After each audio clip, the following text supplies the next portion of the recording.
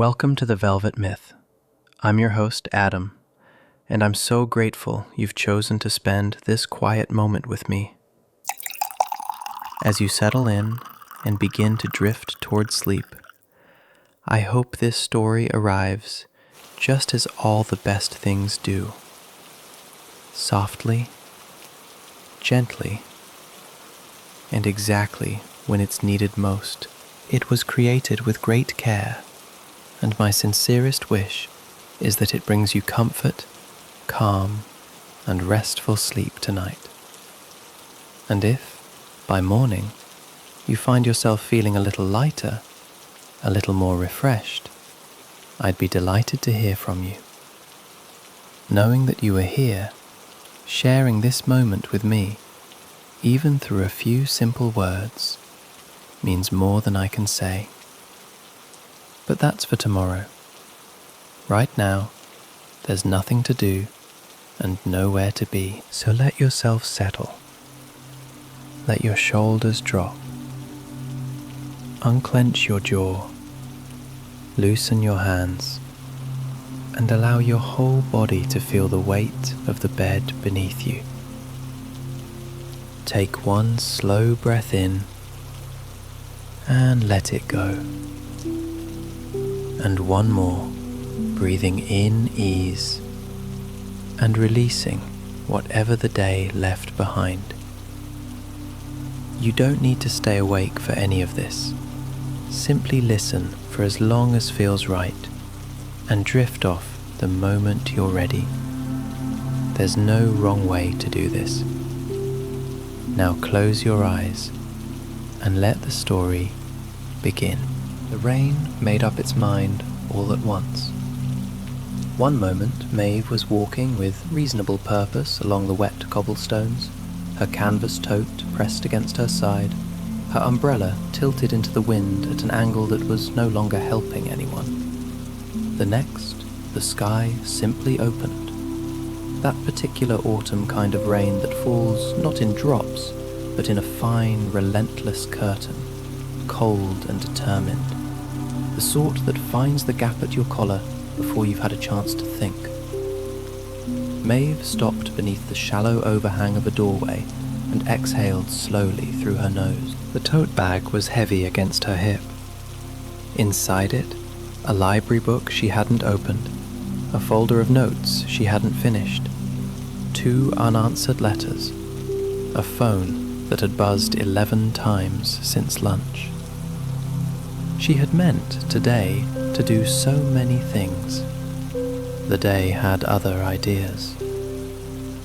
The lane was nearly empty at this hour, 8 o'clock on a Tuesday in November, and the market town had folded itself quietly inward.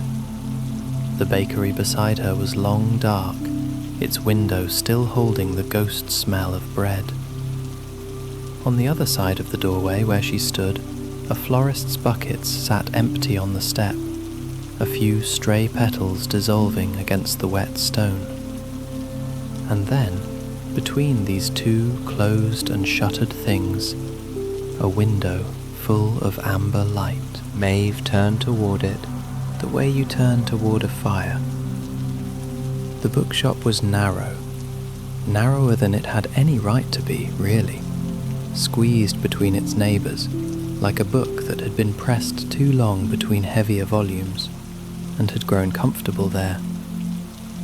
Its bay window bowed gently outward into the lane, warm light pooling from within onto the wet cobblestones below, turning the puddles briefly gold.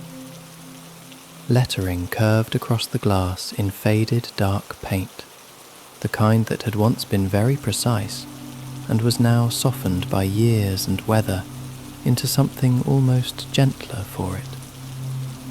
Mave leaned slightly forward, rain prickling the back of her neck, and read the words slowly. A name, a date, books, bought and loved.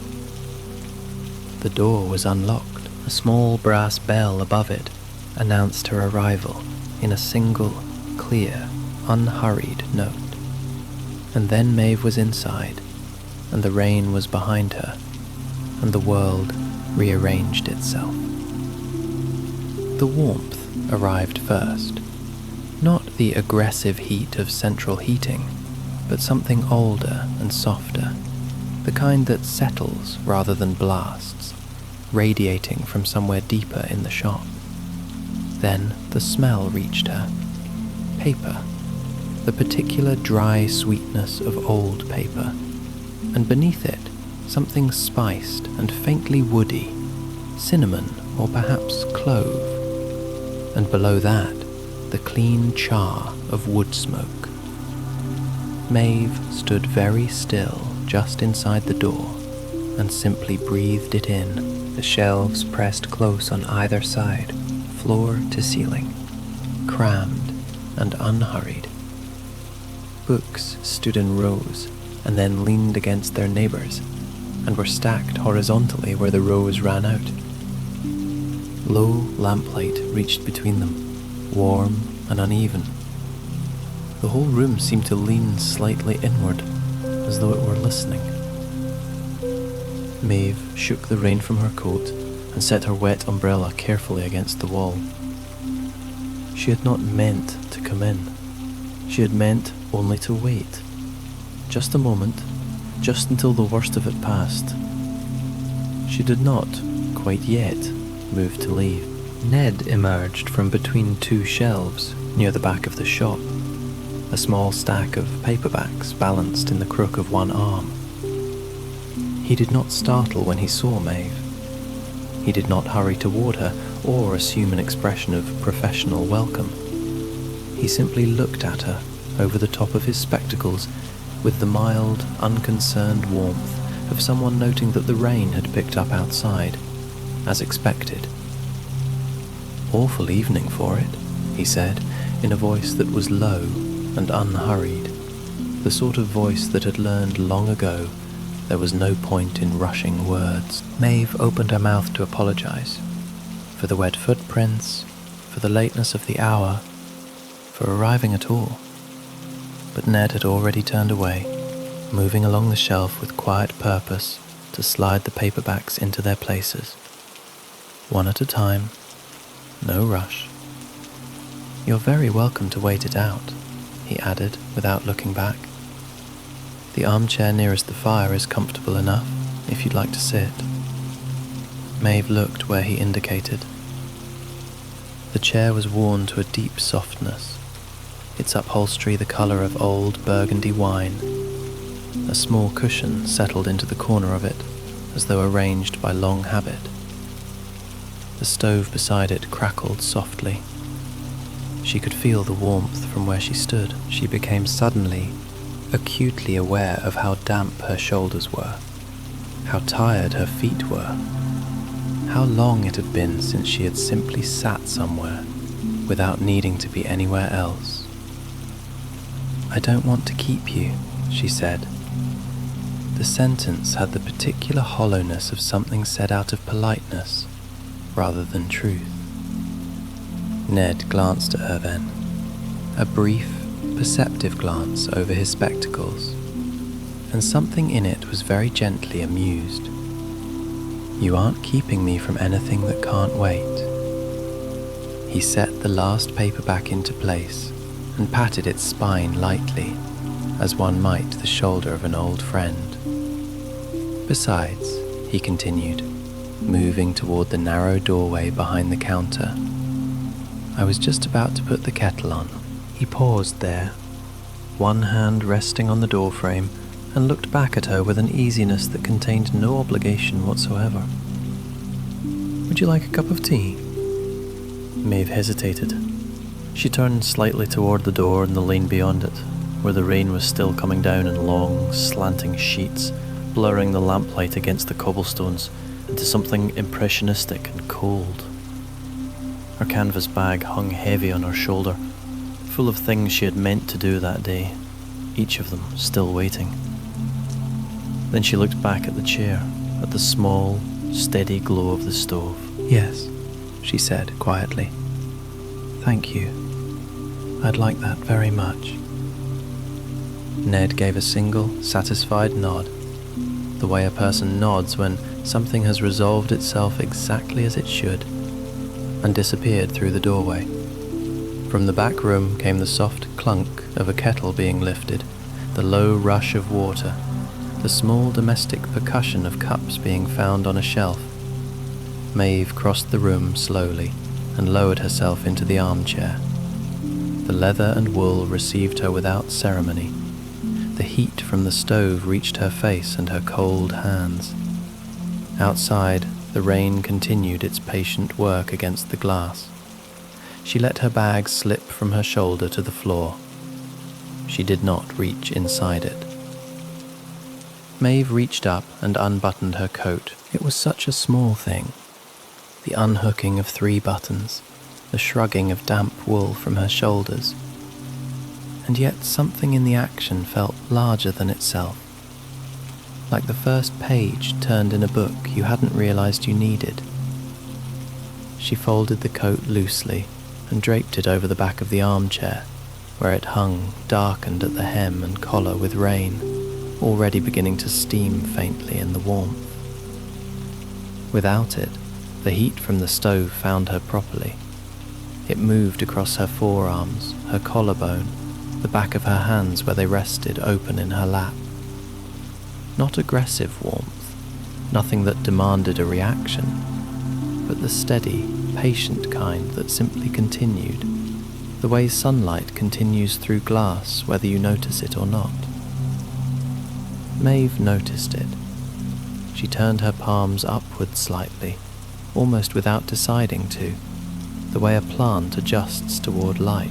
Her eyes drifted to her canvas bag, where it sat slumped against the leg of the chair. It had tipped a little to one side, and she could see the corner of a notebook sticking out, and beneath that, the edge of something in a paper sleeve. A letter she had meant to read and respond to, or perhaps had already read and not yet answered. She genuinely could not remember. The bag looked, from this angle and in this light, entirely unconcerned with her. She looked back at the fire. The stove was the compact iron kind with a small viewing window, and inside it the wood had settled into a low, committed burn, orange at the heart, and edged with the pale blue that good fires sometimes show when they are burning cleanly and without hurry. Mave watched it the way you watch water, not thinking exactly, just watching. The room made small sounds around her. The soft tick of something cooling or expanding in the walls. The quiet percussion of rain, unhurried now. Or perhaps she had simply stopped hearing its urgency. A faint creak from somewhere in the shelves above. The building settling into the evening, the way old buildings do, adjusting themselves in the dark, the way sleepers shift in the small hours, without ever waking. She let her eyes travel along the nearest shelf. The spines were close packed and various, cloth and paper and faded board, some with gilded lettering, long since worn to ghost impressions of themselves, some with small hand-lettered tags tucked above them, in Ned's writing, which she could not quite read from here, but which gave the shelves a tended, particular quality, as if each book had been considered and placed with care, which, she suspected, it had. She was still looking at the shelves when she heard Ned's step on the floorboards, unhurried, the particular rhythm of someone who has crossed a room 10,000 times and sees no reason to do it quickly now. He came through the doorway carrying a wooden tray, and on the tray, a brown ceramic teapot with a small chip on the lid that had been there long enough to seem intentional. 2 cups that did not match but suited each other, a little jug of milk, and a tin with a pattern of faded roses on it that rattled faintly when he set the tray on the low table between the chairs. Ned settled himself into the opposite chair and reached for the teapot without preamble, as though tea were simply the next thing, which here, Mave thought, it was. She felt her shoulders drop a half-inch. She had not known until that moment that they had been raised. Ned poured without asking how she took it, which somehow felt exactly right. The tea fell in a steady amber stream, and the steam lifted between them and drifted sideways in the warm air of the room. Mave watched it curl and dissolve. She accepted the cup he nudged toward her and wrapped both hands around it, feeling the heat move through her palms and into the bones of her fingers, which she had not realized were cold until they began, slowly, to stop being so. She drank. The tea was strong and faintly sweet, with something underneath, cardamom perhaps, or just the particular flavor of a pot that had been brewing good tea for many years. It settled in her chest like something that had been waiting to arrive. Outside, the rain shifted register. It had been insistent all evening, but now it softened to a kind of murmur against the glass. Less argument and more conversation. Mave tilted her head toward the window. "It sounds like it might be easing," she said, though she did not reach for her coat. "Tuesdays," Ned said, pouring his own cup, "tend to sort themselves out eventually." He settled back into his chair with the particular ease of a man who has made peace with all the minor uncertainties of weather and time. It's a quiet night for it. The lane's been empty most of the evening. Mave thought of the street as she had found it, the wet cobblestones, the closed bakery, the darkness between the lamps. It felt very far away now, though she knew it was only beyond that door. "Do you often stay open this late?" she asked. Ned considered. "I stay until the shop is ready to close," he said, "which isn't always the same time." He took a sip of tea and offered nothing further, and Mave found she did not need him to. It was a comfortable kind of answer, the sort that didn't require anything back. They sat for a little while in silence that needed no filling. The fire made its small, busy sounds. The rain murmured. Mave drank her tea and felt something in her. Not quite a thought, more like the space where anxious thoughts had been, begin very quietly to empty. It was Ned who moved first. He set his cup down with a soft click and rose from his chair without explanation, crossing to a low shelf along the near wall. Mave watched him trail 2 fingers along the spines in the unhurried way of someone not searching so much as remembering. He paused, tilted his head slightly, and drew out a single volume. It was small and plainly covered, its spine faded to a color that had once probably been blue. He did not open it or look at it particularly. He simply carried it back and held it out toward Mave. She took it from him with both hands, the way you accept something that has some weight to it, though it was not heavy. "You may like that one," Ned said, returning to his chair. He reached again for his tea. He did not say why. He did not say what it was about, or who had written it, or whether it was sad or funny or long. He simply drank his tea and let the book be what it was. Mave turned it over in her hands.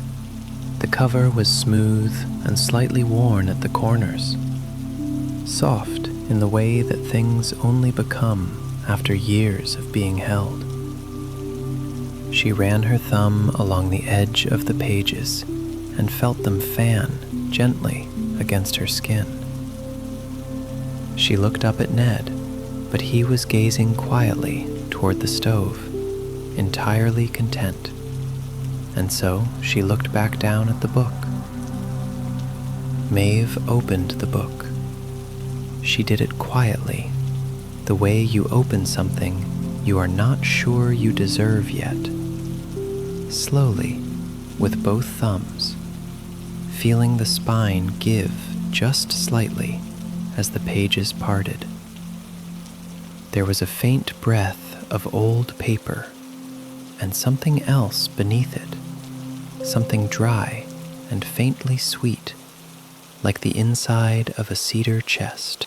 She found, near the front, a page where the corner had been folded down long ago and left that way.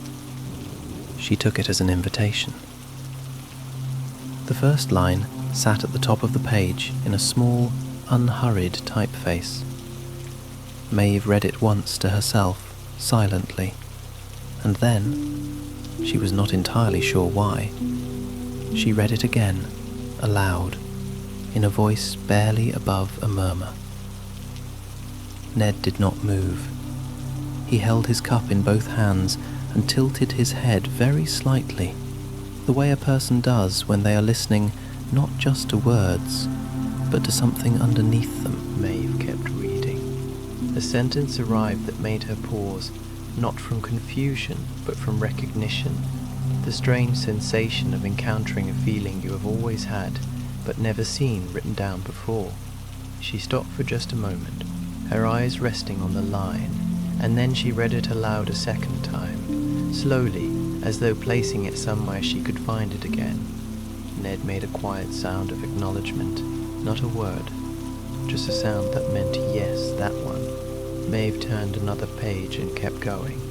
She was not thinking by now about the evening she had planned, or the messages still waiting, or the particular weight of what tomorrow held. Those things had not disappeared. They were simply further away than they had been an hour ago, as though the reading had put a gentle and considerable distance between her and everything she had been carrying.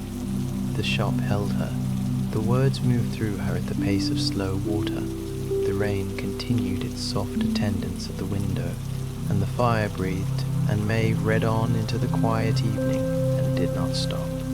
Mave was somewhere in the middle of a sentence about a garden wall, and the particular way light fell across old stone in late afternoon when she stopped. Not because the words ran out. They were still there on the page, orderly and patient. She stopped because something had shifted in her body without asking permission. A slow, structural thing, like a house settling after a long winter. And the sensation was strange enough that she needed a moment to locate it. Her shoulders had dropped. She had not known they were raised. She had not felt herself holding them up toward her ears all evening, through all the weeks before this evening, through the particular cumulative weight of months spent moving quickly, and sleeping poorly and carrying everything in the upper body the way tired people do.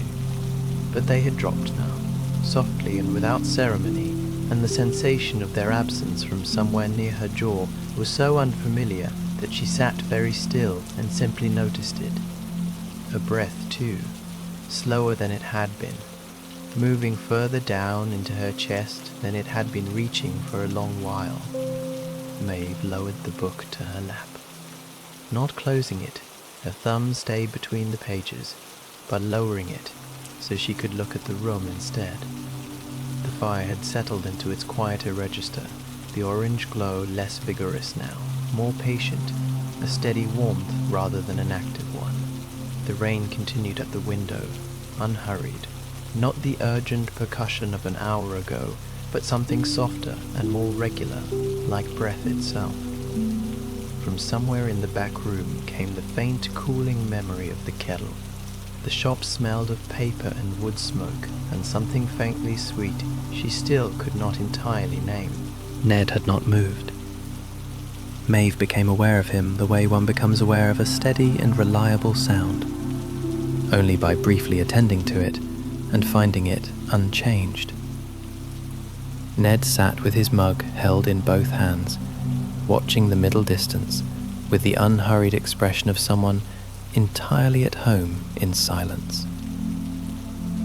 When her pause extended, Ned looked across at her, not with concern or inquiry, but with something that asked nothing at all. A calm attention, an open hand. Mave did not explain herself. There was nothing to explain, and no part of her reached for language. She simply sat in the armchair, with the book warm in her lap and her shoulders where they were supposed to be, and felt the extraordinary ordinariness of being still. Something had let go. She knew this without examining it. It had not left with drama. There had been no moment of weeping, no sudden clarity, no named thing resolved. Whatever she had been holding had simply grown tired of being held, and had, in the gentleness of this particular room on this particular Tuesday, quietly set itself down.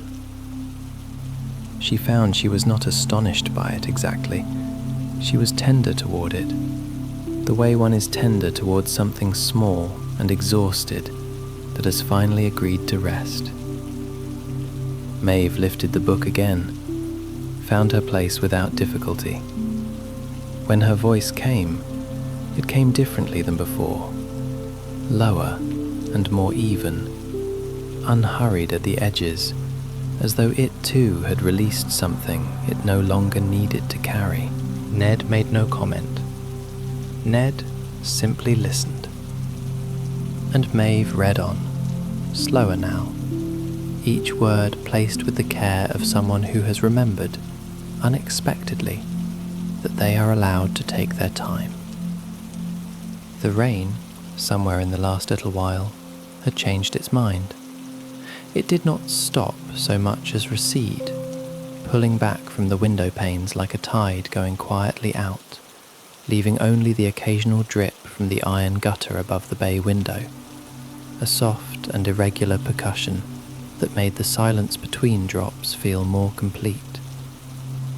Mave noticed it distantly, the way one notices something that has been a constant companion has gently left the room. She did not feel abandoned. She felt, if anything, more settled, as though the rain had done what it came to do and was now satisfied. The book on her chest rose and fell with her breathing. She could not have said precisely when she had stopped reading. There had been no decision to it. The words had simply grown softer and softer, the way a song does when someone is singing themselves to sleep, until at last they had trailed into a kind of companionable quiet that needed no explaining. Ned rose from his chair without hurry and without sound.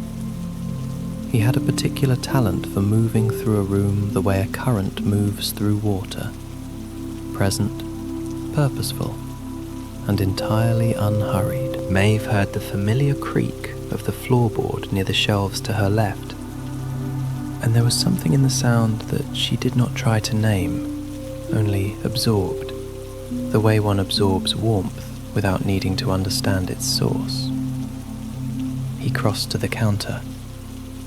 There was a low sound, the shift of something being lifted and unfolded.